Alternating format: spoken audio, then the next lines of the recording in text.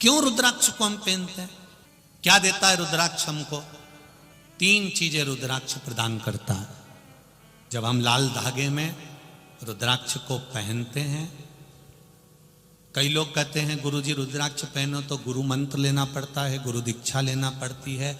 हम कहते हैं तुम्हें रुद्राक्ष मिल जाए और तुमने गले में पहन लिया तो श्री शिवाय नमस्तुभ्यम बोल के भी पहन लिया तो समझ लेना शंकर जी ने गुरु मंत्र दे दिया और शिव ने स्वीकार कर लिया। जाओ गुरु की शरणागति में, मना नहीं है। गुरु के पास जाओ, उसके पास बैठो, नमन करो, उनसे गुरु दीक्षा का भाव लीजिए, अपना सामर्थ्यता के अनुसार गुरु को कुछ दीजिए। जीवन शरीर दिया है, जब तक बन सके तब तक गुरु को दो, मना नहीं।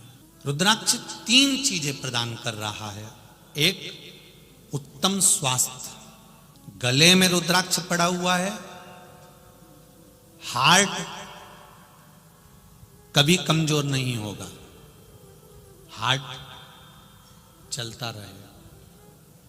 एक प्रयास करना। एक बेलपत्री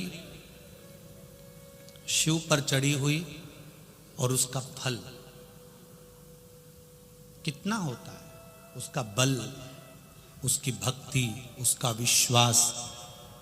ब्रह्मा विष्णु महेश 64 योगनियां 33 कोटि देवी देवता एक बेलपत्री में होते हैं। और वो बेलपत्री हम हमारे साथ में क्यों रखते हैं? उत्तम फल के लिए, उत्तम सुख के लिए। कपड़े सिलने वाला दर्जी कोई बैठा हो तो उससे पूछना कि वो शर्ट में जेब हमेशा उल्टी साइड क्यों लगाता है? बाईं ओर, लेफ्ट में शर्ट में जेब उल्टी साइड क्यों लगाता है? वो इस साइड जेब क्यों नहीं लगाता? वो हमेशा लगाएगा तो लेफ्ट हैंड में लगाएगा, क्योंकि दर्जी को मालूम है कि दिल यहीं पर है और उसको ये मालूम है कि दिल यहां पर है तो ये मंदिर जाएगा, बेलपत्री चढ़ाकर बेलपत्री उठाएगा तो जेब में रखेगा, जो दिल के करीब रहेगी तो दिल का पावर बढ़ा देगा। एक बेलपत्री को या रुद्राक्ष को या तुलसी की माला को या तुलसी के दल को, भगवान को चढ़ी हुई कोई सामग्री कोई नीचे की जेब में नहीं रखता। रखता है क्या कोई? भगवान को चढ़ा हुआ कोई प्रसाद कोई नीचे की जेब में। ये मेरे भाई लोग जीन्स में मोबाइल रख लेंगे, चाबी रख लेंगे, पर भगवान की बेलपत्री को, भगवान के प्रसाद को, भगवान का सामान को नीचे नहीं रखेंगे, नीचे की जेब में नहीं रखेंगे, वो जेब में ऊपर ही रखेंगे। उसी तरह दर्जी को मालूम है कि दिल लेफ्ट में होता है, इसलिए उसने जेब भी लेफ्ट में लगाई कि भगवान का चढ़ा हुआ सामान, भगवान का प्रसाद, भगवान की सामग्री जब लेफ्ट की जेब में ये रखेगा तो थोड़ी देर दिल के पास में रहेगी तो ये दिल को स्वस्थ बना देगी, ये बीमार नहीं पड़ने देगी, ये निश्चित है इसको ब्लॉक नहीं होने देगी। ये बेलपत्र का सुख है। एक रुद्राक्ष के 3 गुण बड़े विशिष्ट हैं। पहला, आरोग्यता देता है। दूसरा, हमारा विल पावर मजबूत कर देता है। हम जब भटकते हैं तो हमारे बल को एक जैसा कर देता है, एक जगह स्थिर कर देता है। जब आप कोई निर्णय नहीं ले पा रहे हो, 4-5 निर्णय में से एक निर्णय लेना है, तो रुद्राक्ष का जल शिव जी को चढ़ाकर थोड़ी देर पीकर श्री शिवाय नमस्तुभ्यम का जाप करना प्रारंभ करो। पंचाक्षर मंत्र नमः शिवाय बोलो, षडाक्षर मंत्र ओम नमः शिवाय बोलो, या जो मंत्र आप जपते हो, राम कृष्ण जो जपते हो उसका स्मरण करो। थोड़ी देर में आपका मन स्थिर हो जाएगा और एक जगह का निर्णय पूरा करा देगा। रुद्राक्ष हमें स्थिरता प्रदान करता है, आरोग्य दे रहा है, स्थिरता दे रहा है, और रुद्राक्ष हमको विल पावर दे रहा है, बल दे रहा है, सुख दे रहा है। वो भटकने नहीं देगा आपको, सुख की ओर लेकर जाएगा। बस रुद्राक्ष की कोई कीमत नहीं होती। शंकर भगवान के नेत्र अश्रु से प्रकट हुआ है, शिव ने निशुल्क दिया है, उसकी कोई कीमत नहीं, फ्री। शंकर भगवान पे चढ़ी हुई बेलपत्र की कोई कीमत नहीं लेता, फ्री, उठाओ ले जाओ। शिव जी पे चढ़े हुए जल की कोई कीमत नहीं लेता, आप चढ़ा हुआ जल लेकर आचमन कर सकते। बाकी के देवी देवताओं पर जो भी चढ़ता है वो कीमत वाला होता है। पीताम्बर चढ़ा 5-1 हजार का जाएगा, 500 का जाएगा, 2000 का जाएगा। 56 भोग लगाए वो भी पैसे किया जाएंगे। सामग्री लाए वो भी पैसे किया जाएगी। पर शिव महापुराण की कथा कहती है शंकर पर चढ़ने वाली वस्तु शंकर भगवान ने पहले ही पृथ्वी को दे दी थी, प्रकृति को दे दी थी फ्री।